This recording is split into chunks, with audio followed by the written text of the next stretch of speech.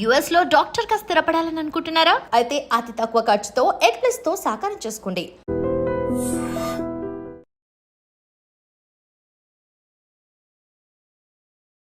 Welcome to iDream media. So cholesterol levels ఎక్కువగా ఉంటే heart attack వస్తుందని చెప్తూ ఉంటారు. అసలు ఏంటి లెవెల్స్ ఎంత ఉండాలి, కొలెస్ట్రాల్ అనేది ఎందుకు పెరుగుతుంది బాడీలో, మరి ఎట్లా తగ్గించుకోవాలి న్యాచురల్గా, వివరాలు తెలుసుకుందాం. మీరు మనతో పాటు ఉన్నారు ప్రముఖ ఇంటర్వెన్షనల్ కార్డియాలజిస్ట్ డాక్టర్ కావ్య గారు from KIMS sunshine Begumpet.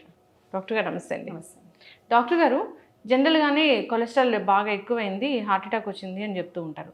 Cholesterol అనేది మన బాడీలో ఎందుకు ఎక్కువ అవుతుంది, ఎంత లెవెల్ వరకు ఉంటుంది ఎక్కువగా అంటాము, ఇది గుండె హార్ట్ అటాక్కి ఎలా దారితీస్తుంది? ఓకే, మీరు అన్నట్టు కొలెస్ట్రాల్ ఎక్కువ ఉండడం చాలా పెద్ద కారణం హార్ట్ అటాక్ రావడానికి. హార్ట్ అటాక్ అంటే కార్డియోవాస్క్యులర్ డిజీజ్, అంటే బ్రెయిన్ స్ట్రోక్ కూడా హార్ట్ అటాక్, పెరిఫరల్ వెసల్స్ అంటే మన కాలు రక్తనాళాల్లో జబ్బు రావడం కూడా కొలెస్ట్రాల్ ఎక్కువ ఉన్నప్పుడు వస్తుంది. సో ఏమవుతుందంటే కొలెస్ట్రాల్ బిల్డప్ అయినప్పుడు అథెరోస్క్లెరోసిస్, ఆ పదం వినుంటారు. అదేంటంటే మన రక్తనాళాల్లో ఫ్యాట్ డిపాజిట్ లాగా అయిపోతుంది. మెల్లిమెల్లిగా ఏమవుతుందంటే ఆ రక్తనాళం తగ్గిపోతుంది, సన్నబడుతుంది అనమాట ఓవర్ టైం. అండ్ సడన్ గా అందులో బ్లడ్ క్లాట్ ఏమైనా వస్తే హార్ట్ అటాక్ వస్తుంది. సో ఈ కొలెస్ట్రాల్ ఎక్కువ ఎలా అవుతుంది, మెయిన్లీ మన డయట్ ఒకవేళ fried foods, fast foods, deep fatty foods ఉన్నప్పుడు కొలెస్ట్రాల్ లెవెల్స్ పెరుగుతాయి. ఇంకొక కారణం ఏంటంటే ఫ్యామిలియర్ హైపర్ కొలెస్ట్రాలిమియా అని ఉంటాయి. ఫ్యామిలీ హిస్టరీలో ఫ్యామిలియర్ టెండెన్సీస్ ఉంటాయి జెనెటిక్గానే వేరే వేరే కొలెస్ట్రాల్స్ పెరగడానికి బాడీలో. సో అవి కూడా ఎక్కువ ఉన్నప్పుడు హార్ట్ అటాక్కి ప్రీడిస్పోజిషన్ ఇస్తుంది. ఓకే, అంటే ఈ లెవెల్ ఉంది ఇప్పుడు హార్ట్ అటాక్ వస్తుంది అంటే ఎంత లెవెల్స్ ఉంటే మనం చెప్తాం? అంటే ఇప్పుడు మన ఇండియన్ పాపులేషన్కి ఆన్ యావరేజ్ ఎల్డిఎల్ కొలెస్ట్రాల్ అనేది మనం ఎక్కువ చూస్తాం. ఎల్డిఎల్ అంటే లో డెన్సిటీ లైపోప్రోటీన్ కొలెస్ట్రాల్. వేరే వేరే రకమైన కొలెస్ట్రాల్స్ ఉంటాయి, మీరు లిపిడ్ ప్రొఫైల్లో చూస్తుంటారు. At least around 6-7 tests order. అందులో ఎల్డిఎల్ కొలెస్ట్రాల్ అనేది అన్ని స్టడీస్లో ఎక్కువ రీసెర్చ్ అయింది ఆ మాలిక్యూల్ మీద, ఆ కాంపౌండ్ మీద. సో ఎల్డిఎల్ కొలెస్ట్రాల్ మన టార్గెట్ వచ్చేసి less than 100 on average in Indian population. దానికి వేరే రిస్క్ ఫ్యాక్టర్స్ చూస్తాం అనమాట. హిస్టరీ ఆఫ్ డయాబెటీస్ ఉందా, హైపర్ టెన్షన్ ఉందా, ఫ్యామిలీ హిస్టరీ ఉందా, కిడ్నీ డిజీజ్ ఉందా, అవన్నీ చూస్తాము. ఒకవేళ ఈ రిస్క్ ఫ్యాక్టర్స్ ఉన్నాయి అంటే ఆ రిస్క్ ఫ్యాక్టర్స్ ఉన్న వాళ్ళకి మన టార్గెట్ వచ్చేసి ఇంకా స్ట్రిక్ట్గా ఉండాలన్నమాట. అప్పుడు మన లెవెల్స్ less than 70 ఉండాలి. All the more heart attack ఉంది, ప్రీవియస్గా బైపాస్ సర్జరీ అయింది, లేదా ప్రీవియస్గా స్టెంటింగ్ అయింది, ఆ పేషెంట్స్లో ఇంకా తక్కువ ఉండాలి. less than 55 ఉంటే మంచిది ఆ పేషెంట్స్లో. So depending on age, risk factors, past history, cardiac disease ఉందా లేదా, స్టెంట్ వేసారనేది మన లెవెల్స్ ఇంకా తక్కువ ఉంటే అంత మంచిది. ఓకే, అంటే ఈ కొలెస్ట్రాల్ లెవెల్స్ని ఆహార నియమాలు పాటించడం ద్వారా తగ్గించుకోవచ్చా, లేదంటే ఏదైనా మందులు ఉంటాయా? ఇప్పుడు ఒకవేళ పెద్దగా రిస్క్ ఫ్యాక్టర్స్ లేవు, రిలేటివ్గా యంగ్గా ఉన్నారంటే మనం ఫస్ట్ ముందు మీరు అన్నట్టు ఎక్సర్సైజ్ ద్వారా అండ్ డయట్ ద్వారా మార్పులు చూస్తాం ముందు. దాని వెంటనే life style and diet changes, ఆ మాడిఫికేషన్ ఒక 3 నెలలు చూస్తాము. మేబీ 120 ఉంది ఫస్ట్, ఆర్ 150 ఉండొచ్చు. ముందు ఇది చేయమంటాం, regular exercise 30 minutes a day, 5 days a week exercise. డయట్లో ఇవన్నీ fried foods, fatty foods, red meat అంటే మటన్ అవన్నీ తగ్గించడాలు, నెయ్యి, నూనె, ఘీ, స్వీట్స్ కొంచెం తగ్గించి నట్స్, ఫ్రూట్స్, వెజిటబుల్స్ మంచిగా తీసుకొని ఒక 3 నెలలు టైం ఇస్తాం అనమాట. 3 నెలల తర్వాత మళ్ళీ చెక్ చేస్తాం. అయినా కానీ లెవెల్ ఎక్కువే ఉందంటే అప్పుడు మందులు మొదలు పెడతాము. లేదు లెవెల్ కంట్రోల్కి వచ్చింది, 100 or బిలోకి వచ్చిందంటే అదే లైఫ్ స్టైల్ కంటిన్యూ చేయాలి. ఇప్పుడు తగ్గింది కాబట్టి మళ్ళీ అది డిస్కంటిన్యూ చేస్తే కష్టం. సో అప్పుడు అదే లైఫ్ స్టైల్ కంటిన్యూ చేస్తే వన్స్ ఇయర్ చెక్ చేసినా పర్వాలేదు. ఓకే, ఒకవేళ కంట్రోల్ అవ్వలేదంటే డెఫినెట్గా కొలెస్ట్రాల్ మెడికేషన్స్ ఉంటాయి, అది మొదలు పెట్టాలి. Yes ma'am. అయితే జనరల్గా ఇది విమెన్లో, మెన్లో ఎవరిలో ఎక్కువగా చూస్తాము? అంటే మోస్ట్లీ అంటే అలాంటిది ఏం డిమార్కేషన్ లేదు, కానీ రిస్క్ ఫ్యాక్టర్స్ ఉన్న వాళ్ళు మేల్ అయినా ఫీమేల్ అయినా డయాబెటిక్ పేషెంట్స్లో ఎక్కువ ఉంటాయి. అండ్ డయాబెటిక్ పేషెంట్ ఇన్వేరియబుల్గా వాళ్ళు వాడాలి కొలెస్ట్రాల్ మందులు. ఎక్కువ ఉందా తక్కువ ఉందా అని చూడము, ప్రైమరీ ప్రివెన్షన్గా వాడాల్సిందే. సో షుగర్ ఉన్న పేషెంట్స్కి కొలెస్ట్రాల్ మందులు మొదలు పెట్టడమే మంచిది. అండ్ బీపీ లేదా స్మోకింగ్, ఫ్యామిలీ హిస్టరీ, ఒబేసిటీ ఇలా ఉన్న వాళ్ళకి కొలెస్ట్రాల్స్ ఎక్కువ ఉంటాయి. సో వాళ్ళకి కొలెస్ట్రాల్ టెస్ట్ చేయించి అవసరం ఉంటే మందులు మొదలు పెట్టాలి. ఓకే, అయితే జనరల్గానే హార్ట్ అటాక్ అలాంటి ఏం రాలేదు, కాకపోతే టెస్ట్ చేయించుకోవాలనుకుంటున్నారు కొలెస్ట్రాల్ ఉందా లేదా, అది రిస్క్ ఫ్యాక్టర్ కాబట్టి. సో అది ఎట్లా మ్యామ్, ఏం టెస్ట్ ఉంటుంది దీనికోసం? సరే అండి, లిపిడ్ ప్రొఫైల్ అనేది ఉంటుంది. ముందు గైడ్ లైన్స్లో ఫాస్టింగ్లో చేయించుకోవాలని గైడ్ లైన్స్ ఉండేవి, కానీ ఇప్పుడు గైడ్ లైన్స్ మారాయి. అది ఫాస్టింగ్ లేకపోయినా పర్వాలేదు. సో జస్ట్ ఒక బేస్ లైన్ లిపిడ్ ప్రొఫైల్, అంటే అందులో అన్ని కొలెస్ట్రాల్స్ వస్తాయి అనమాట, ట్రైగ్లిసరైడ్స్, ఎల్డిఎల్స్, హెచ్డిఎల్స్ అన్నీ వస్తాయి. సో ఆ లిపిడ్ ప్రొఫైల్ చేశాక ఒకవేళ బాగానే ఉందంటే పర్వాలేదు, but continue healthy diet and exercise. ఒకవేళ ఎక్కువ ఉందంటే నేను అన్నట్టు diet and life style modification అయ్యాక తగ్గలేదంటే మందులు వాడి వన్స్ ఇన్ 6 months అలా చెక్ చేయించుకోవడం మంచిది. ఓకే. అంటే జనరల్గా చూడగానే బాగా లావుగా ఉన్నారు, వీళ్ళకి కొలెస్ట్రాల్ ఉందని అట్లా చెప్పొచ్చా? లేదు, వాళ్ళు డెఫినెట్గా టెస్ట్ చేయాలి. లావుగా ఉన్నారు కానీ ఒకవేళ ఎక్సర్సైజ్ చేస్తున్నారు, ఫిట్గా ఉన్నారంటే కొలెస్ట్రాల్స్ నార్మల్ ఉండొచ్చు. కానీ మీరు అన్నట్టు ఒబీస్ ఉన్న పేషెంట్స్, లావు ఉన్న పేషెంట్స్కి కొలెస్ట్రాల్స్ ఎక్కువ ఉండే ఛాన్స్ చాలా ఎక్కువ ఉంటుంది. ఓకే. అంటే మ్యామ్ జనరల్గా చెప్తూ ఉంటారు ఆయిల్స్, రకరకాల ఆయిల్స్ మనం వాడుతూ ఉంటాం, రిఫైన్డ్ ఆయిల్స్, వాటి వల్ల కూడా ఈ కొలెస్ట్రాల్ పెరుగుతుంది అని. సో దానిలో నిజం ఎంత, మరి ఆయిల్స్ అంటే ఎలాంటివి వాడాలి?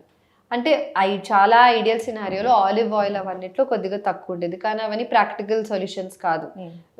చాలా ఎక్స్పెన్సివ్గా ఉంటాయి, అస్సలు నాట్ ప్రాక్టికల్, నాట్ రీజనబుల్.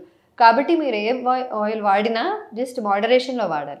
అంటే మరీ ఎక్కువ వేసుకోకుండా కొంచెం తగ్గించాలి. మనం మామూలుగా ఎలా వంట చేస్తున్నామో ఇంకొకవేళ కొలెస్ట్రాల్ ఎక్కువ ఉందంటే తగ్గించి వాడాలి. వేపుడులు తగ్గించాలి. మీరు ఎప్పుడైనా కూర చేస్తున్నా కానీ వేపుడు ఫామ్ కాకుండా జస్ట్ కర్రీ ఫామ్ ట్రై చేయాలి. లేదంటే మటన్ తగ్గించాలి. నేను చెప్పినట్టు నాన్ వెజ్లో ఫిష్ మంచిది, కొలెస్ట్రాల్స్ కోసం ఫిష్ మంచిది. అది కూడా వేపుడు కాకుండా జస్ట్ కర్రీ లాగా, లేదా చికెన్ అప్పుడప్పుడు తినచ్చు without fried. All deep fried items, అప్పడాలు, బజ్జీలు, సమోసాలు అవన్నీ తగ్గించాలి. అండ్ ఈ మధ్యన ఫాస్ట్ ఫుడ్ కల్చర్ చాలా ఎక్కువ అయింది మన in everywhere, the whole world. So అది తగ్గించాలి. అంటే ఒక క్లిక్ ఆఫ్ ద బటన్లో French fries, burger any time of the day కూడా మనం అర్ధరాత్రి 12 o'clock కూడా మనం ఆర్డర్ చేసుకోవచ్చు. అవన్నీ కొద్దిగా కంట్రోల్ చేస్తే కొలెస్ట్రాల్స్ చాలా వరకు తగ్గుతాయి. ఎస్, ఖచ్చితంగా మ్యామ్, చాలా చక్కగా చెప్పారు. అయితే ఈ మధ్యకాలంలో పేషెంట్స్ ఈ ఇష్యూతోని, కొలెస్ట్రాల్ బాగా ఎక్కువైంది, హార్ట్ అటాక్ వచ్చింది అనే ఇష్యూతోని ఎంతమంది వస్తున్నారు? చాలా మంది వస్తారండి. అంటే వాళ్ళు సిగరెట్ తాగకుండా, బీపీ షుగర్ లేకపోయినా కొలెస్ట్రాల్స్ ఎక్కువ ఉంటాయి. కొలెస్ట్రాల్స్ ఎక్కువ ఉండి కూడా హార్ట్ అటాక్ తో వస్తారు. అండ్ అది ఫ్యామిలీ హిస్టరీలో కొలెస్ట్రాల్స్ ఎక్కువ ఉన్నప్పుడు దే కమ్, యంగర్ ఏజ్ లో కూడా వస్తారు.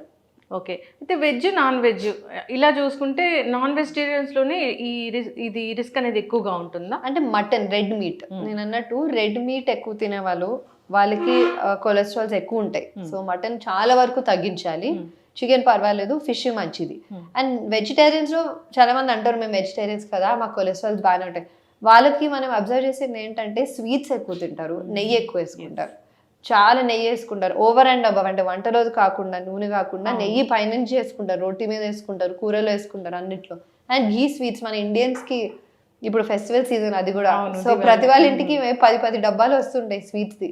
ఘీ స్వీట్స్ బాగా కంట్రోల్ చేయాలి. బికాస్ ద అమౌంట్ ఆఫ్ ఘీ, ఎంత నెయ్యి వాడతారు అందులో. సో అవన్నీ తగ్గిస్తేనే మన కొలెస్ట్రాల్స్ కంట్రోల్ వస్తాయి. ఎస్, ఖచ్చితంగా మ్యామ్.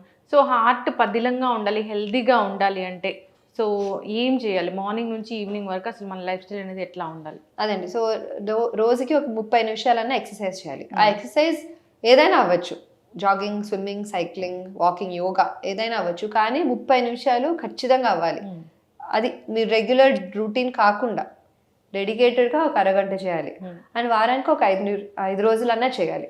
అది కాకుండా ఇప్పుడు నేను చెప్పిన డయట్లో చేంజెస్ ఇవన్నీ పాటించాలి. నట్స్, ఫ్రూట్స్, వెజిటబుల్స్ అన్నీ తీసుకోవాలి ఎక్కువ. Fried foods, fatty foods, soft drinks, sugary content అవన్నీ కొంచెం తగ్గించాలి.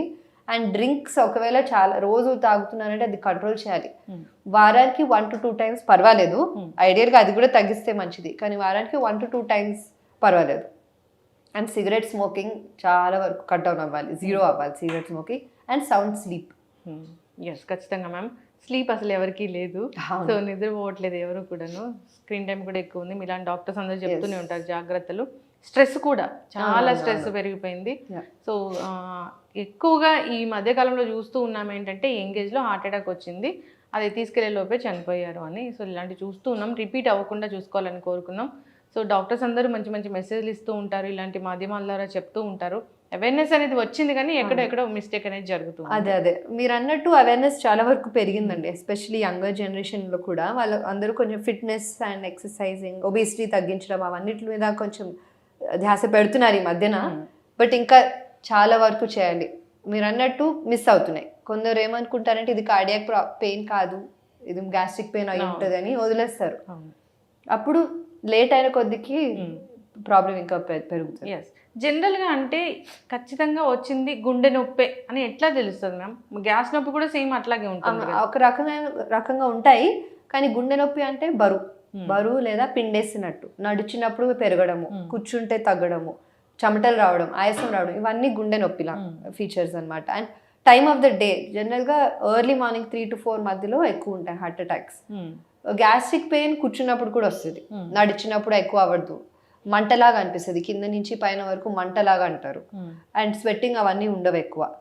సో అది గ్యాస్ట్రిక్ పెయిన్. కొన్నిసార్లు కార్డియాక్ పెయిన్ కూడా మంటలానే అనిపించవచ్చు.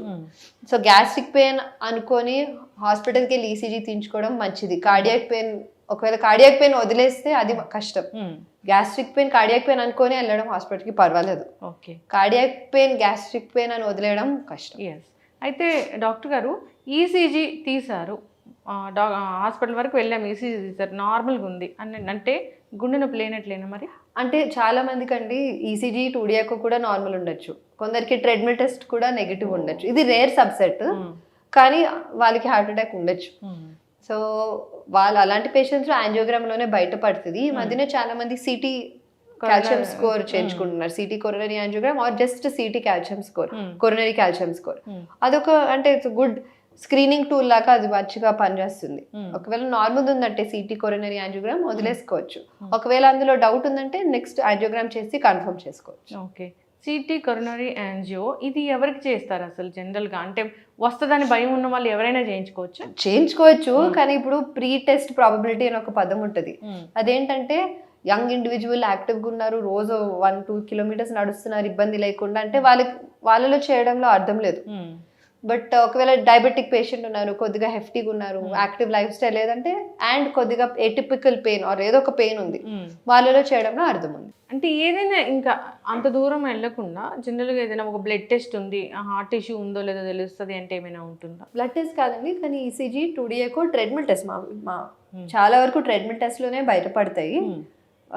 కానీ అదే diabetic patient silent heart attacks అంటారు, అందుకని వాళ్ళకి లో థ్రెషోల్డ్గా మనం ECG 2D echo treadmill test base లైన్గా చేయించుకోవాలి. ఓకే, ఆ ట్రెడ్మిల్ నెగిటివ్ వచ్చింది అయినా కానీ పేషెంట్కి ఏదో సిమ్టమ్స్ ఉన్నాయంటే దెన్ మనం ఫర్దర్గా వెళ్ళాలి. ఓకే, గుండెలో బరువుగా ఉంటే ఇంకా అది హార్ట్ అటాక్. గుండెలో బరువు ఉంది, నడుస్తుంటే ఎక్కువ అవుతుంది, మెట్లు ఎక్కినప్పుడు ఎక్కువ అవుతుంది. ఒకవేళ మేబీ మొన్నటి వరకు మీరు ఒక 3 అంతస్తులు ఎక్కుతున్నారు ఇబ్బంది లేకుండా, ఆయాసం లేకుండా, ఛాతీలో బరువు లేకుండా, కానీ ఈ మధ్యన కష్టం అవుతుంది కాబట్టి తగ్గించరు, మేబీ లిఫ్ట్ వాడుతున్నారు దాని బదులు, లేదా ఒక అంతస్తు ఎక్కాక ఇబ్బంది పడుతున్నారు, కూర్చొని మళ్ళీ ఎక్కుతున్నారు అంటే ఏదో మార్పు వచ్చింది, అప్పుడు ఫర్దర్ టెస్టింగ్ మంచిది.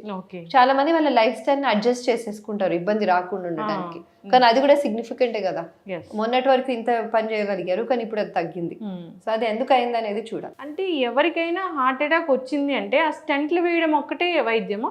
లేదు లేదు, ఇప్పుడు హార్ట్ అటాక్ అంటే మేజర్ హార్ట్ అటాక్ వచ్చిందంటే యాంజియోగ్రామ్ తర్వాత మనకు తెలుస్తుంది ఎంత సిగ్నిఫికెంట్ వరకు వచ్చింది. అంటే హార్ట్ అటాక్ వచ్చిందంటే మోస్ట్లీ స్టెంటే పడుతుంది, కానీ మైల్డ్ డిజీజ్ కూడా ఉంటాయి. యాంజియోగ్రామ్ చేసాము మేబీ జస్ట్ 20-30% బ్లాక్ ఉంది, 50% బ్లాక్ ఉంది, అప్పుడు మందులు సరిపోతాయి. అంటే రక్తం పల్చగా చేసే మందులు, బీపీ షుగర్ కంట్రోల్ చేయడం. అయితే డాక్టర్ గారు జనరల్గా బీపీ ఉందని కానీ అందరు భయపడిపోతూ ఉంటారు. సో బీపీ లెవెల్స్ ఈ మధ్య ఏదో మారాయి, 140/90 వరకు కూడా బీపీ ఉండొచ్చు సో అని చెప్తూ ఉన్నారు. దీంట్లో వాస్తవం ఎంత? సో టాబ్లెట్స్ అనేది ఖచ్చితంగా వాడాల్సి ఉంటుందా? బీపీ ఎక్కువ అవుతాయి హార్ట్ అటాక్ వస్తుందా? బీపీ పేషెంట్స్లో హార్ట్ ప్రాబ్లం రావడం 2 to 3 times హయ్యర్, గుండె జబ్బు రావడము, స్ట్రోక్ రావడం, అవన్నీ రావడం. అండ్ మన ఇండియన్ పాపులేషన్లో 1/3 అంటే ఆల్మోస్ట్ 30% మనుషులకి బీపీ ఉంది, అండ్ అది కంట్రోల్ చేసే మనుషులు only 12% statistically. So that very poor control అనమాట. And BP target is 130/80 or less. So అది గ్రాస్ గా గుర్తుపెట్టుకోవాలి, 130 or 80 ఆర్ దానికంటే తక్కువ. చాలా మంది అంటారు ఆ కంట్రోల్ ఉంటుంది, 140 ఉంటుంది ఇంట్లో. 140 అంటే కంట్రోల్ కాదు, ఓన్లీ ఏంటంటే అబవ్ 65 to 70 years పేషెంట్స్ కి మనం కొద్దిగా 140 వరకు యాక్సెప్ట్ చేయొచ్చు, కానీ వాళ్ళు టాలరేట్ చేస్తున్నారంటే 130 కంటే తక్కువే మెయింటైన్ చేయాలి. ఓకే, అంటే ఇట్లా సిస్టోలిక్ డయాస్టోలిక్ అని ఉంటుంది కదా, అంటే పైన ఉన్న సిస్టాలిక్ ఇస్ పైనది 130, డయాస్టోలిక్ అనే కిందది 80. ఒకసారి ఈ డయాస్టోలిక్ అనేది ఎక్కువగా ఉంటుంది అంటే అప్పుడు అది హార్ట్ ఇష్యూని ఇండికేట్ చేస్తుందా? డెఫినెట్ గా అది కూడా కంట్రోల్లో ఉండాలి. డయాస్టోలిక్ ప్రెషర్ ఎక్కువ ఉందంటే డైరెక్ట్ గా హార్ట్ అటాక్ అని కాదు, కానీ బీపీ కంట్రోల్లో లేదు అన్నట్టు. కానీ రీడింగ్ కూడా కరెక్ట్ గా ఉండాలి. హోమ్ బీపీ మెషిన్స్ ఉన్నాయి ఈ మధ్యన, ఆఫ్టర్ కరోనా చాలా మంది దగ్గర ఉంటున్నాయి. అది ఒకసారి మీరు కొన్న ఫస్ట్ టైం హాస్పిటల్కి తీసుకొచ్చి డాక్టర్ ఆర్ నర్స్ చూసిన మర్క్యూరీ మెషిన్ ఆర్ వేరే మెషిన్స్ ఉంటాయి, ఆ మెషిన్తో ఒకసారి క్యాలిబ్రేట్ చేయాలి. ఆల్మోస్ట్ సిమిలర్ వాల్యూస్ ఉన్నాయంటే అప్పటి నుంచి మీరు వాడుకోవచ్చు. అరౌండ్ 10 to 15 mm మర్క్యూరీ తేడా ఉండొచ్చు, కానీ గ్రాస్గా అయితే యాక్యురేట్ గానే ఉంటుంది. ఎస్, ఖచ్చితంగా. బీపీ మెడిసిన్స్ అయితే ఖచ్చితంగా వాడాల్సిందే డాక్టర్ చెప్పినట్లు. అవును. సో ఏదైనా కానీ ఇప్పుడు మీరు అన్నట్లుగా రక్తం పలచబడే మందులు కరోనా తర్వాత మాకు చాలా అంటే చాలా తెలిసిపోయింది, ఈ మందులు వాడితే మాకు ఇట్లా జరుగుతుంది అట్లా జరుగుతుంది అని. డి విటమిన్ కూడా అలాగే వాడేసాము, ఈ రక్తం పలచబడే మందులు కూడా వాడేసాము. చాలామంది డాక్టర్లు ప్రిస్క్రైబ్ చేయకుండానే ఇవి వాడుతూ ఉన్నారు. ఏం జరుగుతుంది మ్యామ్ అసలు అట్లా వాడితే? అంటే కారణం లేకుండా, అంటే రీజన్ లేకుండా వాడడంలో కొద్ది వరకు గ్యాస్ట్రైటిస్ చాలా వరకు వస్తుంది. ఆస్పిరిన్ వాడే పేషెంట్స్ లో మన ఏదైతే మన ఈసోఫేగస్ నుంచి ఫుడ్ పైప్ నుంచి స్టమక్ వెళ్ళే లైనింగ్ ఉంటుంది కదా, అది కొద్దిగా ఇరోడ్ అవుతుంది. సో చాలా సివియర్ గ్యాస్ట్రిక్ అల్సర్స్, గ్యాస్ట్రైటిస్ రావచ్చు. ఒకవేళ కారణం లేకుండా ప్రిస్క్రైబ్ చేసేసారు అనుకోండి. కానీ లేదంటే కార్డియాక్ ఇష్యూ ఉందంటే ఖచ్చితంగా వాడాల్సిందే. ఓకే, ఎస్, ఖచ్చితంగా మ్యామ్. చాలా చక్కటి విషయాలు చెప్పారు. అందరూ కూడా జాగ్రత్తలు తీసుకోవాలని కోరుకుందాం. మీరు అన్నట్లుగా ఇది గ్యాస్ నొప్పి అని చాలామంది ఆగిపోతూ ఉంటారు. దానివల్ల జరగాల్సిన డ్యామేజ్ హాస్పిటల్ వెళ్ళేంత వరకు జరిగిపోతూ ఉంటుంది. సో ఏ నొప్పి అయినా ఒకసారి డాక్టర్ దగ్గరికి వెళ్తే వాళ్ళు చెప్తారు అసలు గ్యాస్ నొప్పి గుండె నొప్పి అనేది. జాగ్రత్తలు తీసుకోవాలని కోరుకుందాం. ఆహార నియమాలు పాటించాలని కోరుకుందాం. ముందు లైఫ్ స్టైల్ అయితే ఖచ్చితంగా చేంజ్ చేసుకోవాలి. చక్కటి ఇన్ఫర్మేషన్ మ్యామ్, ధన్యవాదాలు. నమస్తే, థ్యాంక్ యూ.